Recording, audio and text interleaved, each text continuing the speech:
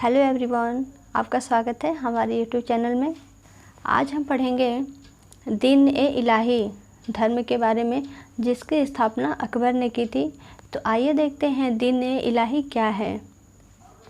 दीन-ए-इलाही की स्थापना अकबर ने की थी और इसकी स्थापना करने से पहले अकबर ने विभिन्न धर्मों जैसे हिंदू, जैन और मुस्लिम, इनके जो धार्मिक नेता थे इनसे वाद विवाद करता है और इन सभी धर्मों में जो भी अच्छी बातें होती हैं उन सब को इकट्ठा करता है और एक नए संप्रदाय की स्थापना करता है, जिसे दीन-ए-इलाही कहा गया।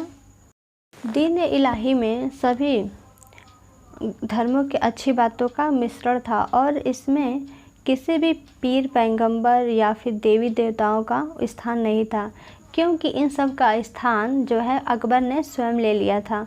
तो आइए देखते हैं दीन-ए-इलाही के सिद्धांत क्या क्या थे।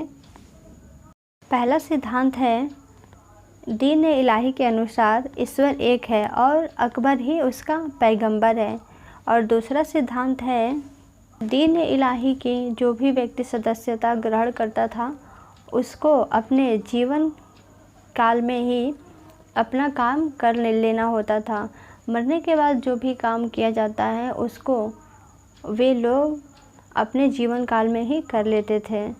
इस धर्म में मांस भक्षण का निषेध था, अर्थात इस धर्म को मानने वाले जो थे वे मांस नहीं खाते थे, क्योंकि इस धर्म में जीव मात्र की भलाई का व्रत लेना होता था।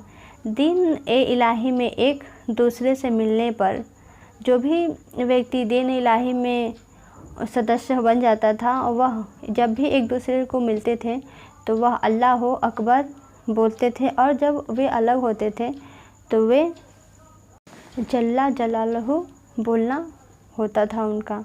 इस धर्म के अनुयायी को अपने वर्षगांठ पर एक दावत देनी होती थी और प्रत्येक रविवार को बादशाह धार्मिक शिक्षा देता था। जो भी दीन-ए-इलाही के सदस्य होते थे उनको बादशाह जो है वह रविवार के दिन ही शिक्षा देता था।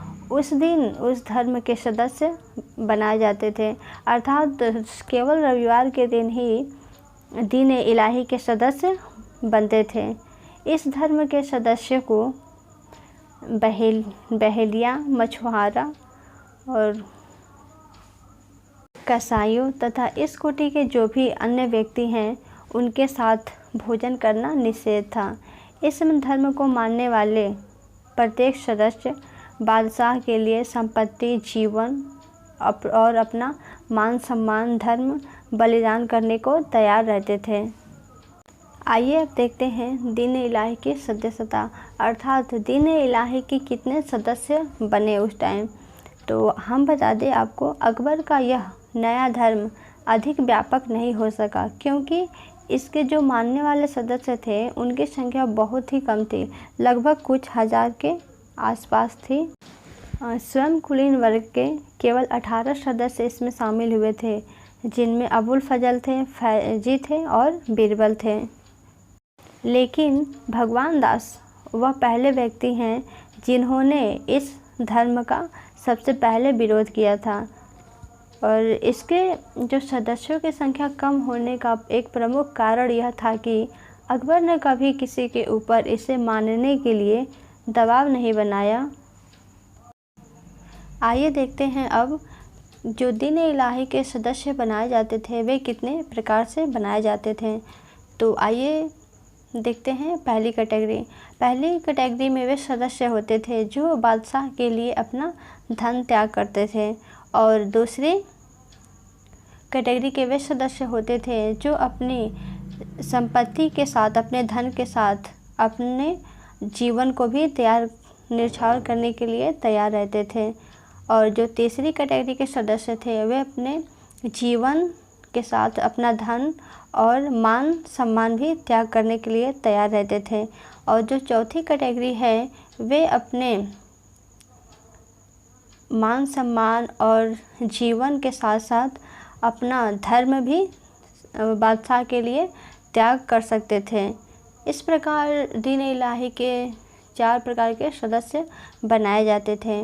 अब आइए देखते हैं दीन इलाही का महत्व या परिणाम, अर्थात ये देखते हैं कि दीन इलाही का क्या परिणाम निकल के आया। इसके कारण धार्मिक सहिष्णुता का प्रोत्साहन मिला और इसके फलस्वरूप राष्ट्रीय भावना का विकास हुआ। विभिन्न जातियों के व्यक्ति जो थे वो एक दूसरे के निकट आने लगे और संकीर्णता का अंत होने लगा। इसके कारण अनेक धार्मिक जो कुरीतियाँ थीं वे समाप्त हो गई। अब आइए देखते हैं कि यह धर्म क्यों असफल हो गया। तो इस धर्म की असफलता का सबसे प्रमुख कारण था अकबर की मृत्यु हो जाना, क्योंकि इस धर्म में अकबर को पैगंबर मान लिया गया था और उसकी मृत्यु के बाद इस धर्म का पतन हो गया। अकबर में एक अहंकार की भावना व्याप्त थी। वह अपने व्यक्तिगत स्वभाव से लोगों को प्रभावित करना चाहता था। उसने सिजदा को ही धर्म का अंग बना दिया। दूसरा सबसे महत्वपूर्ण कारण यह है कि अकबर ने अपने धर्म के प्रचार के लिए कोई भी सुनियोजित प्रयास नहीं किया और दीन इलाही के लिए कोई भी परिपाटी या सिद्धांत या धर्म बुक नहीं थी जिससे वह जनसाधारण को आकर्षित करता और मार्गदर्शन कर पाता। अकबर की उदारता ही और उसकी सहिष्णुता की नीति इस धर्म के पतन का कारण बनी।